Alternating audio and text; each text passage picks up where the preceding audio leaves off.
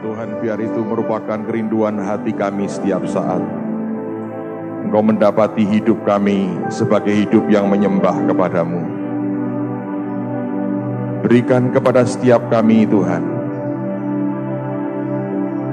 hati yang selalu menyembah kepadamu. Karena kami tahu kalau hati kami menyembah kepadamu, kami pun akan datang kepada orang lain sebagai pelayan, dan bukan sebagai orang yang menuntut dilayani. Berikan itu Tuhan, makin hari makin kuat dalam hidup anak-anak-Mu. Baik semua kami yang hadir petang hari ini, tapi juga khususnya para siswa yang akan selesai dan diwisuda dan diutus pada malam hari ini. Kami bersyukur selama 6 bulan Kau menyertai kami, dan sekarang berikan pesan-Mu yang membuat kami makin dilengkapi sesuai dengan kehendak-Mu. Biar roh hikmat, roh wahyu, dan roh pengertian yang turun di tengah-tengah kami, untuk kemuliaan nama-Mu, di dalam nama Tuhan Yesus. Dan semua kita berkata, amin. Silakan duduk, saudara. Kita harus tunggu beberapa saat, ada trouble dengan listrik kita. Saya harap segera kita bisa lebih terang lagi. Saya ingin ajak Anda melihat, kalau Anda bisa, kalau tidak Anda harus percaya dengan saya. Saya ingin mengajak kita melihat satu ayat yang sejak minggu yang lalu saya sudah sampaikan, tapi ada sisi lain yang saya ingin mengajak kita melihat sebagai pesan Tuhan buat semua kita, khususnya buat teman-teman yang diwisuda pada petang hari ini. Dalam surat Galatia pada pasal yang kedua, ayat yang ke-21, surat Galatia pasal yang kedua, ayat yang ke-21, Alkitab berkata, "Aku tidak menolak kasih karunia Allah, sebab sekiranya ada kebenaran oleh hukum Taurat, maka sia-sialah kematian Kristus." Kalau Anda lihat dalam terjemahan yang lain, King James mengatakan, "I do not frustrated the grace of God." Dia menggunakan istilah frustrated atau kata frustrasi. Apa kaitan antara anugerah dengan frustrasi? Bukankah anugerah ini sesuatu yang kita dambakan dalam kehidupan kita? Bukankah semua orang percaya merindukan hidup di dalam anugerah? Dan bukankah waktu kita percaya kepada Kristus Yesus, itu juga kita memasuki akan dunia di mana anugerah Tuhan dinyatakan buat kita? Tapi Paulus mengatakan, "I do not frustrated the grace of God." Dia berkata, aku tidak frustrasi akan anugerah itu. Nah, kalau Paulus berkata bahwa anugerah itu tidak membuat dia frustrasi, maka itu berarti bahwa anugerah bagi sebagian orang bisa menimbulkan rasa frustrasi.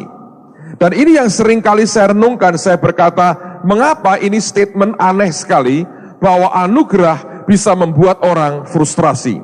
Saya menemukan paling tidak 3 hal yang membuat anugerah bisa membuat orang Kristen itu frustrasi.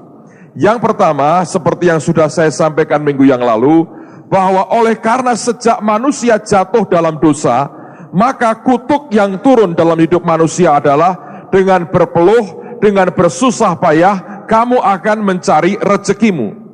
Sejak saat itu sifat atau nature manusia kita adalah, kita kalau ingin mendapatkan sesuatu itu harus berpeluh, harus dengan susah payah, harus dengan kerja keras. Nah, setelah kita terima Kristus Yesus, kita diberitahu bahwa segala sesuatunya sudah Dia bayar lunas 2000 tahun yang lalu, sehingga kita tidak usah membayar apapun untuk menerima apa yang Tuhan sediakan buat kita. Nah, bukankah itu yang namanya anugerah? Bukankah itu yang namanya pemberian Tuhan buat kita?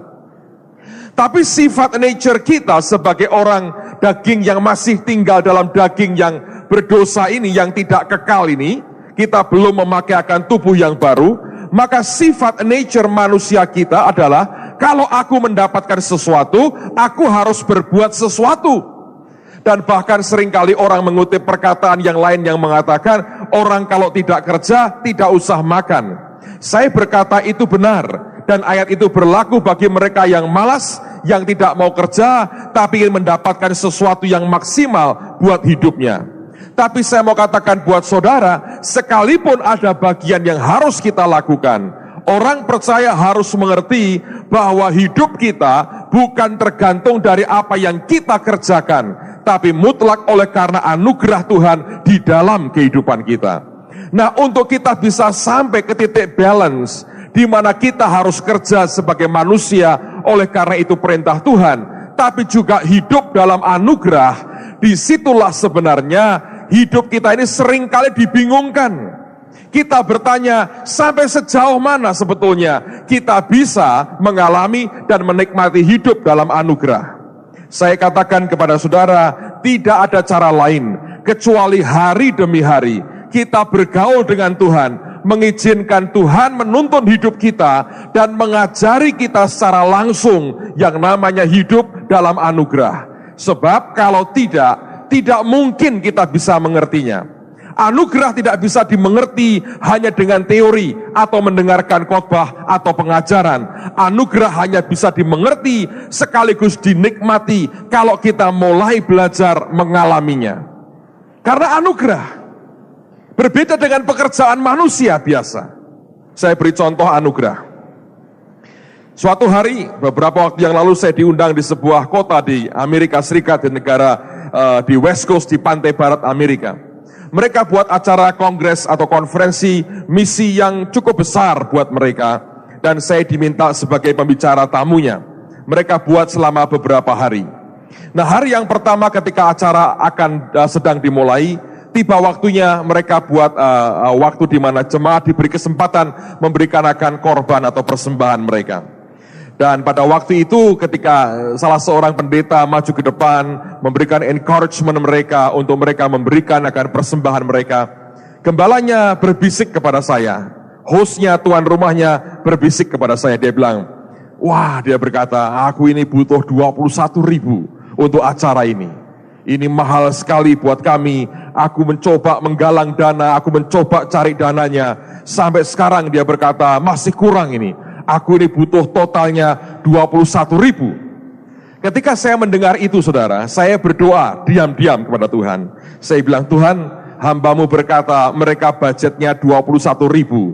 Apakah ada sesuatu yang aku harus lakukan sebagai bagian daripada pekerjaan Tuhan ini? Lalu kemudian Tuhan berkata, ambil bagian, tolong dia. Saya bilang, apa yang bisa aku lakukan Tuhan? Apa aku ikut ambil bagian memberi? Tentu aja iya. Tapi apakah aku juga ambil bagian porsi yang cukup besar dalam kebutuhan keuangannya atau apa? Saya bilang, apa yang aku mesti lakukan kalau aku harus ambil bagian? Dan Tuhan berkata, kamu tahu yang harus kamu lakukan, dan tapi kamu tanya dia, apakah dia mengizinkan kalau kamu ambil bagian. Sekejap saya tahu apa yang Tuhan mau, saudara. So, saya berkata kepada gembalanya, kalau kamu tidak keberatan, saya berkata, besok saya yang pimpin ambil persembahan buat jemaat. Tapi saya minta dirubah acaranya. Saya hanya mau lakukan selesai saya menyampaikan firman. Kalau kamu tidak keberatan, izinkan saya besok ambil persembahan untuk kebutuhan dan apa yang dibutuhkan oleh panitia. Wah, dia senang sekali, dia berkata, wah, kalau kamu tidak keberatan, kalau kamu mau silahkan. Saya bilang, well, kamu tuan rumahnya. Kalau kamu mengizinkan, baru saya akan lakukan. Dan dia izinkan saya.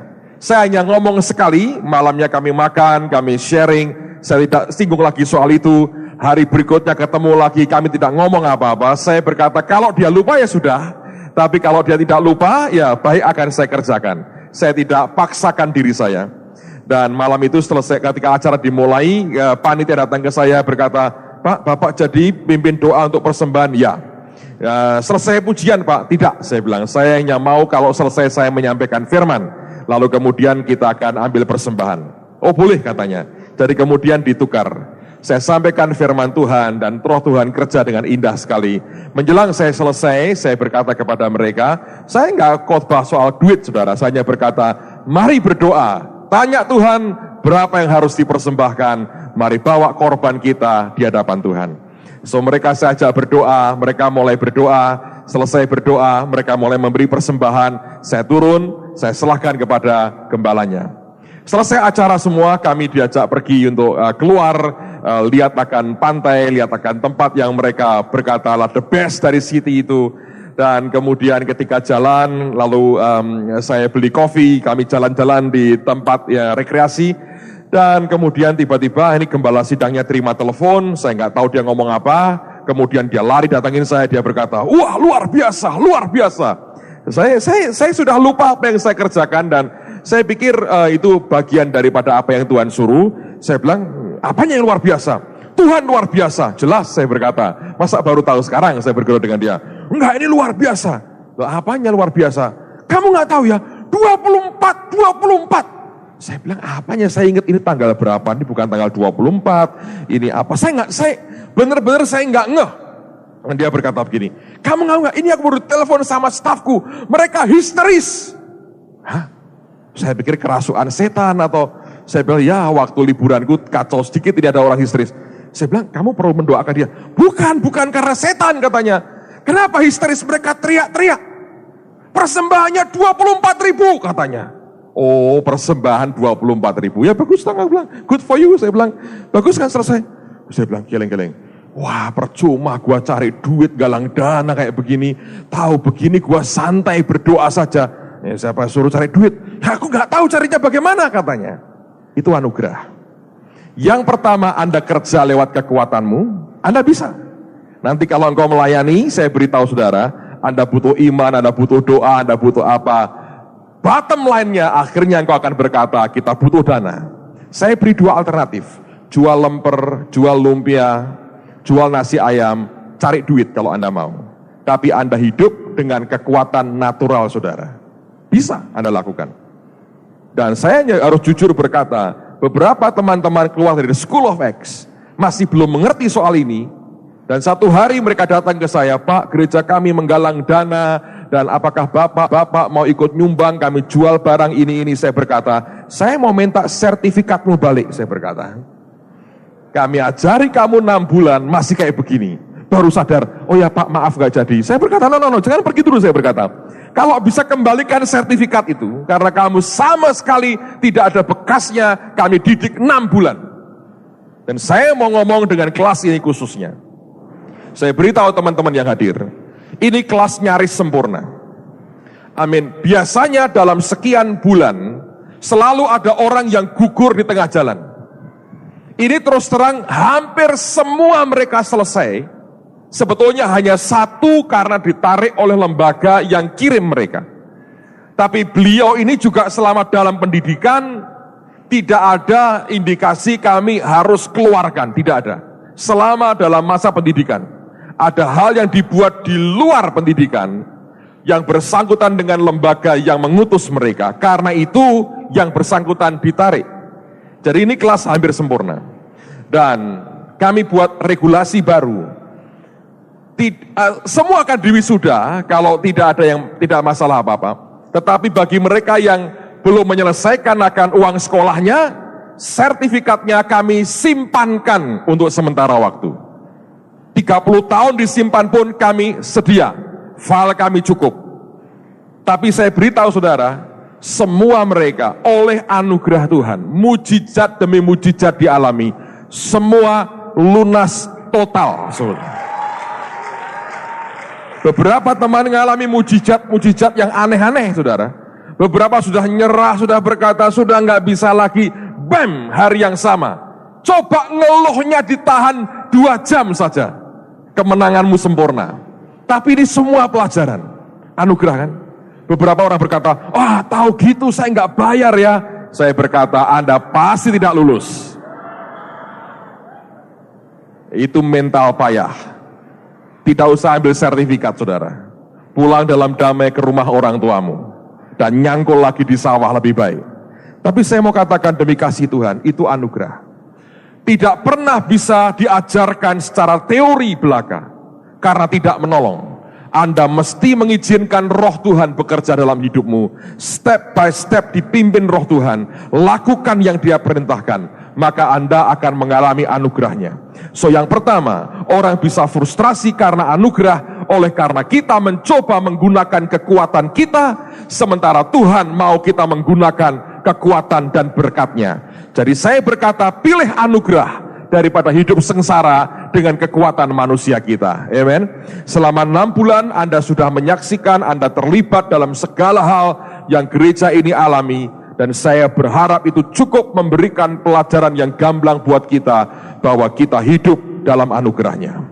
Yang kedua, mengapa orang bisa frustrasi dengan anugerah? Saya berkata sederhana, oleh karena kita melihat anugerah yang dinikmati orang lain, sementara kita belum atau tidak seperti yang kita inginkan. Nah, kita akan lihat sama-sama 1 Korintus pasal yang ke-12. Lihat mulai ayat yang ke-18. 1 Korintus pasal yang ke-12, perhatikan mulai ayat yang ke-18. Alkitab berkata demikian, tetapi Allah telah memberikan kepada anggota masing-masing secara khusus suatu tempat pada tubuh seperti yang dikehendakinya. Andai kata semuanya adalah satu anggota, di manakah tubuh? Memang ada banyak anggota, tetapi hanya satu tubuh. Jadi mata tidak dapat berkata kepada tangan, aku tidak membutuhkan engkau. Dan kepala tidak dapat berkata kepada kaki, aku tidak membutuhkan engkau. Malahan justru anggota-anggota tubuh yang nampaknya paling lemah yang paling dibutuhkan. Lalu perhatikan ini. Dan kepada anggota-anggota tubuh yang menurut pemandangan kita kurang terhormat. Jadi ada loh saudara, Anda harus mengerti ini. Dalam pandangan orang, dalam pandangan kita, ada orang Kristen yang anggota tubuh yang dianggap kurang terhormat. Pak, itu tidak adil. Ya adil, karena Tuhan yang membuat begitu. Kalau begitu Tuhan tidak adil, tidak berani kita berkata begitu. Tuhan itu super adilnya, sempurna keadilannya. Jadi ada memang yang akan dikatakan, kamu ini tempatnya kurang terhormat. Anda nggak suka mungkin, tapi Alkitab berkata begitu. Dalam pandangan kita. Amen, saudara. Jadi kalau orang melihat Anda sebagai bagian tubuh yang dianggap kurang terhormat, ya sudah, itu kan pandangan orang. Makanya saudara dan saya harus belajar perhatikan yang Tuhan lihat. Hidup kita jangan terpaku kepada apa yang merupakan penilaian manusia. Saudara bisa frustrasi. Karena manusia melihat bahwa, oh ini terhormat, ini kurang terhormat. Dan di dalam masyarakat di seluruh dunia, hukum dan perilaku seperti ini itu ada. Bahwa ada yang akan dianggap terhormat, ada yang dianggap kurang terhormat. Kalau Anda termasuk yang dianggap kurang terhormat, ya anugerah buat saudara. Itu membebaskan engkau dari dosa kesombongan. Tapi biasanya orang ingin dianggap terhormat, saudara. Nah ini yang payah. Dan seringkali kalau sudah begitu, perhatikan ya, Anda akan kehilangan akan panggilanmu sebagai pelayan. Karena seringkali kalau kita sudah dianggap terhormat dan ingin dianggap terhormat, maka kita sudah tidak ingin lagi melayani, malah justru ingin dilayani. Ini saya alami, saudara. Saya kalau renungkan ya, saya lama-lama saya khawatir bahwa saya ini tidak melayani, tapi dilayani.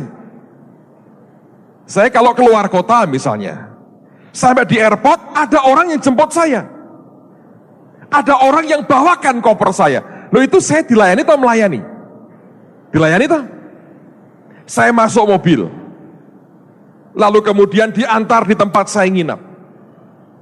Kemudian diajak makan. Dibayari lagi. Itu saya melayani atau dilayani? Dilayani. Kapan saya melayani? Sejam. Kapan itu? Naik mimbar. Naik mimbar pun saya melayani, dilayani sebetulnya. Ayo, bisa dua-dua kan? Bisa saya melayani seperti sekarang saya melayani, tapi saya juga dilayani sebetulnya. Saya bilang, ini AC-nya kurang dingin ini. Ada yang lari-lari cari kipas angin. Saya kan dilayani sekarang ini. Anda kan kepanasan, saya tidak. Malah ini bahaya, bisa masuk angin kalau terusan begini. So, hati-hati loh saudara. Tapi saya berkata memang itu kembali kepada sikap hati sih. Nah, seringkali kita ini lupa kata pelayanan itu dari kata pelayan. Ngerti? Tapi manusia memang nilai orang. Ada yang dianggap terhormat, ada yang kurang terhormat dalam pandangan kita. Ada itu. Jadi kalau nanti saudara berbeda nasibnya, tanda petik ya, masing-masing saudara, ya sudah, nikmati aja. Itu kan pandangan manusia. Minimal ini menghibur dirimu lah. Supaya jangan orang Jawa berkata terlalu nelongso kelak-kelaknya. Karena ini berbahaya loh saudara. Karena pandangan orang kalau Anda perhatikan, itu akan membuat engkau seperti Saul. Saul itu jatuh gara-gara awalnya diantaranya ketika perang, menang perang, satu kelompok wanita menyanyi, Saul mengalahkan beribu-ribu kelompok Daud Fans Club, perempuan-perempuan yang belum kawin dan ibu-ibu yang pengen punya menantu seperti dia nyanyinya, tetapi Daud berlaksa-laksa. Dengar begitu ngamuk. Orang lebih suka dibandingkan dengan orang lain dan ingin berkata, aku lebih baik dari orang lain. Saya mau sampaikan ini harus menjadi pola pikir kita dan sikap kita. Tuhan tidak pernah panggil kita lebih baik dari orang lain. Tuhan panggil kita menggenapkan yang Dia rencanakan buat kehidupan kita. Tidak ada siapa lebih baik, siapa lebih buruk. Sebetulnya itu penilaian Tuhan masing-masing kita secara pribadi. Tapi jujur hari ini kalau orang datang, orang ketemu dengan pelayanan, orang akan bertanya, halo apa kabar, siapa namamu? Lalu orang akan tanya, berapa jumlah jemaatmu? Itu kan membuat orang berkata, yang seorang terhormat, yang seorang kurang terhormat. Tapi saya beritahu, bukan itu pandangan Tuhan terhadap kita. Amen, saudara. So, hati-hati, teruskan lagi. 23 ya. Dan kepada anggota-anggota yang menurut pemandangan kita kurang terhormat, kita berikan penghormatan khusus. Nanti ada sebabnya mengapa begini. Dan terhadap anggota-anggota kita yang tidak elok, loh ada loh, anggota tubuh yang memang tidak elok. Saya nggak tahu, tapi orang berkata, yang ini elok, yang ini kurang elok. Memang ada. Ya kan, Anda kalau lihat di dunia kan begitu kan, ada yang pantas jadi foto model, ada yang pantas jadi yang lain bintang film, ada yang kalau muncul nama perusahaan malah kurang bagus gitu, nggak laku, karena tidak sesuai dengan yang diharapkan. So ada yang elok, ada yang tidak elok. Mau nggak mau manusia dan dunia begitu. Kita berikan perhatian khusus. Hal itu tidak dibutuhkan oleh anggota-anggota kita yang elok.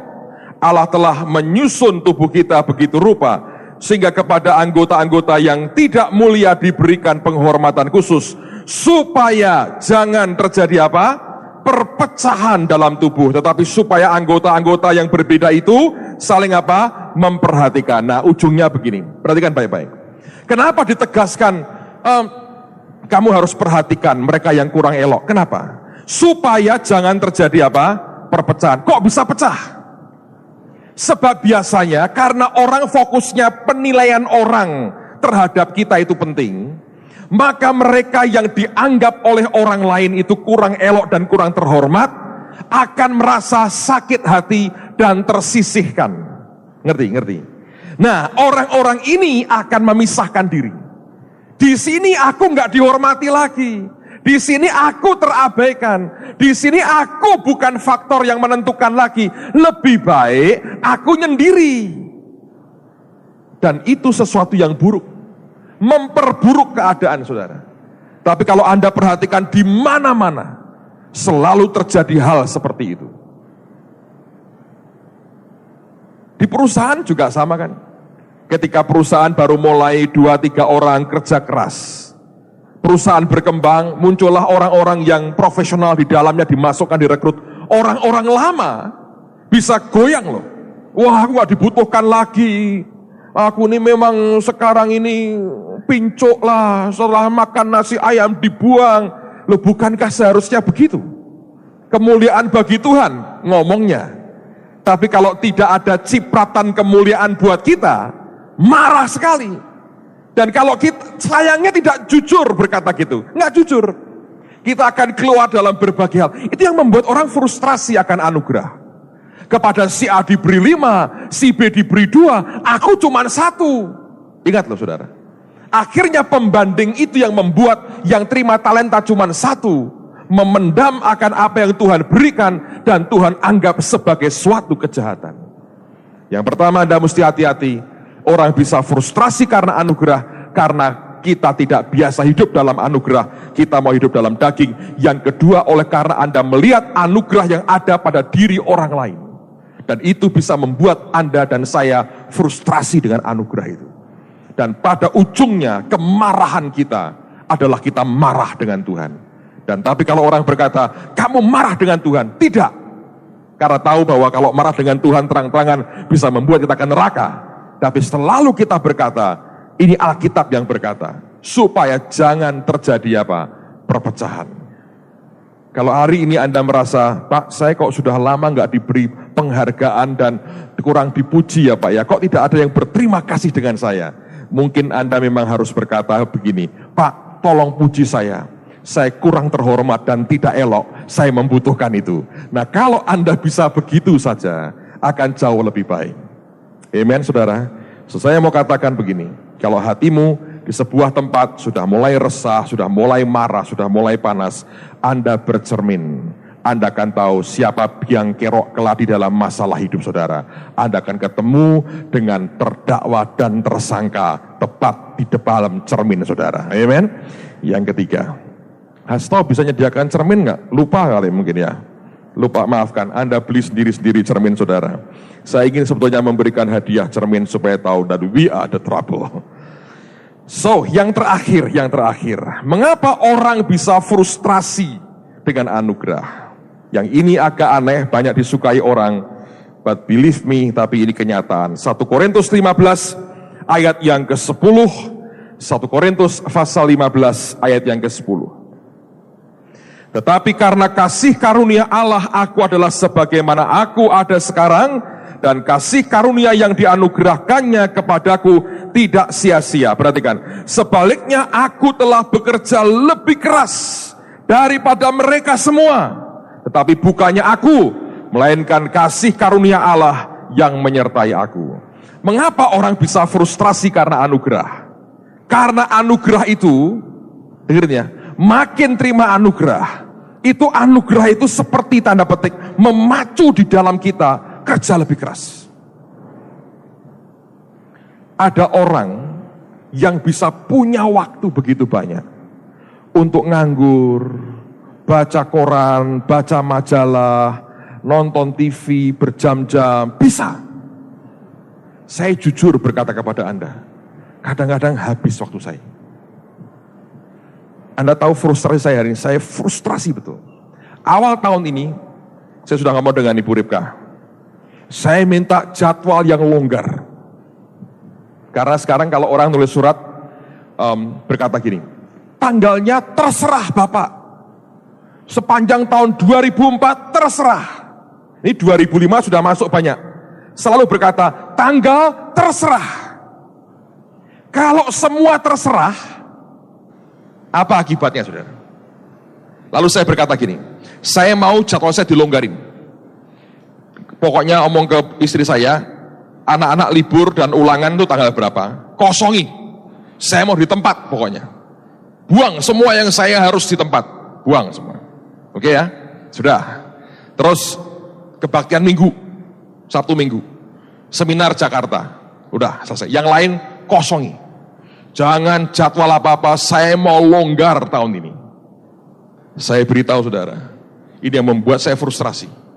Akan datang 1 orang, 2 orang, 3 orang yang susah untuk berkata tidak.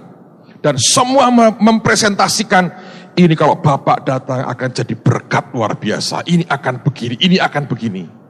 Saudara tahu ujungnya tahun ini, saya lebih padat dari tahun lalu. Dan saya berkata pada saudara, kadang-kadang saya frustrasi. Saya bilang, Tuhan, aku mau rileks sebentar aja. Tidur. Ini rekor ini. Saya akan tidur dalam dekat ini ya. Di rumah selama 5 malam berturut-turut saya bisa tidur di rumah. Setelah itu pergi lagi. Kadang-kadang saya berkata, izinkan aku bernafas 2 kali Tuhan, lalu saya akan lari lagi. Tapi itu yang saya alami, saudara. Pak, saya mau itu. Di awal Anda akan nikmat. Tapi setelah terus, saya beritahu, frustrasi lama-lama. Dan yang tidak kuat badan kita. Pak, harusnya kan kuat. Yesus mikul salib juga nggak kuat, saudara. Jadi nggak usah terlalu sok jagoan. Ya toh? Siapa yang suruh dia mikul salib sampai Golgota? Kehendak Bapak kan? Kok minta bantuan orang lain? Fisik kita punya keterbatasan. Saya bulan depan ini saya ke Amerika, Rebu saya berangkat. Ini kayak orang gila, Rebu saya berangkat. Minggu malam saya pulang.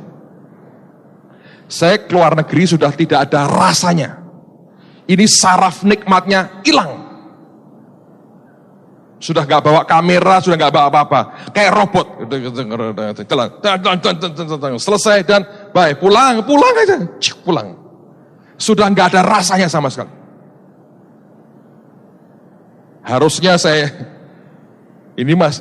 saya besok harus terbang ke Malaysia. Saya bilang, please saya tidak bisa. Karena Malaysia juga ada closing School of Acts selama 5 tahun berturut-turut saya hadir. Karena saya minggu lalu habis ngajar di sana, saya bilang, maafkan saya. Kali ini izinkan saya tidur di rumah dengan anak-anak dan istri saya. Tapi saya berkata kepada saudara, kasih karunia itu membuat kita kerja lebih keras. Tapi saya nggak bisa nuntut orang lain kerja seperti saya kerja. Amen, saudara. Istri saya berkata tadi pada saya, aku kalau malam nggak tidur, banyak yang keluar. Kita baru pindah, masih banyak hal yang harus dibenahi. Tapi itu harus, untuk Anda menikmati ini, Anda perlu kasih karunia. Tapi kasih karunia ini membuat kita kerja lebih keras lagi. Dan ujungnya tidak kuat badan saya. Seringkali begitu, saudara. Tapi saya mau berkata, lebih baik begitulah daripada Anda nganggur, Anda tidak ngerti harus berbuat apa. Tapi saya mau katakan bahwa ini bagian dari realita kebenaran yang ada. So one day, beberapa dari Anda mungkin, saya harap semua dari saudara, akan cukup punya kasih karunia, begitu luar biasa. Nanti Anda tahu yang saya katakan hari ini, Pak, benar-benar itu kasih karunia. Sebab kalau Anda kerja, Anda tahu ada hasilnya, itu akan makin lipat dalam hidupmu. Engkau touch yang lain, keluar lagi begitu, terus, never ending. Tidak pernah selesai. Never ending. Saya berkata kepada saudara, itu kenyataannya. Ayat yang terakhir. Efesus pasal yang ke-6.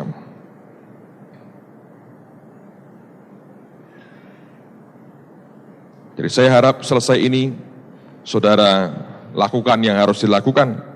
Hidup dalam anugerah. Tapi kemudian Anda harus mengerti, dunia memang membedakan satu dengan yang lain dalam pandangan manusia akan berbeda-beda. Selama kita punya hati, seorang hamba akan beres. Tapi yang ketiga, saya berikan warning kepada saudara, kasih karunia itu membuat kita kerja lebih keras. Efesus pasal yang ke-6, ayat yang ke-24, Alkitab berkata, kasih karunia atau anugerah Tuhan menyertai semua orang yang mengasihi Tuhan kita Yesus Kristus dengan kasih yang tidak binasa. Bahasa Inggrisnya, dengan kasih yang sincere, dengan kasih yang tulus. Sincere artinya, kalau Anda punya barang dari tanah liat, apakah kendi atau apa itu, ketika Anda terawangkan di sinar matahari, Anda lihat sampai dalamnya pun tidak ada crack, tidak ada retak. Jadi utuh, sempurna, bening. Dan kepada mereka yang mengasihi Yesus dengan sincere seperti itu, maka anugerah Tuhan akan turun di tengah-tengah kita. Amen. Mari kita berdiri bersama-sama.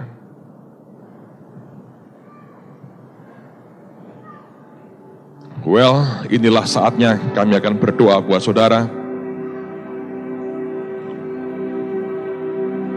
6 bulan selesai, cepat sekali. Saudara buat rekor bagus tahun ini. Saya harap ini modal baik untuk Anda punya kehidupan yang luar biasa. Saya tahu setiap tahun, setiap kelas itu punya karakter yang sangat unik dan berbeda-beda. Anda punya karakter yang unik. Para pengajar punya kesan yang sangat baik selama di kelas dengan saudara. Saya tahu ada beberapa orang yang hobinya ngantuk. Tapi menurut saya bukan ngantuk sebetulnya, tapi itu dia meresapi begitu dalam yang diajarkan. Kok tahu Pak? Iya tahu. Seringkali saya lihat dari atas Anda tidak tahu. Tapi saya punya kantor di atas saudara kan, saya bisa lihat. Saya tahu, kami lihat, dilihat semua. Well, tapi luar biasa. Akhirnya selesai dengan baik. Saya tahu beberapa pengajar sangat intelek sekali cara mengajarnya. Dan itu bagus. Supaya pengetahuan kita ditambah dan kita makin dilengkapi. Sebentar kita akan mendoakan Anda untuk pengutusan. Saya minta dengan hormat teman-teman bisa maju ke depan, berlutut semua di depan ini.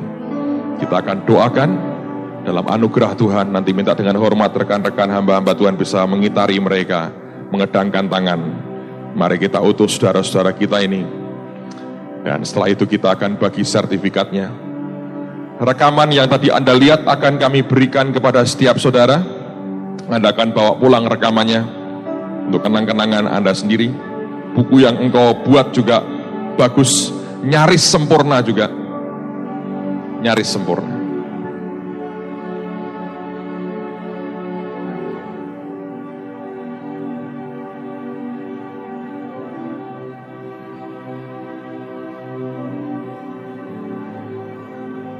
Mari angkat tangan semua di depan Tuhan. Biarkanlah ku menyembah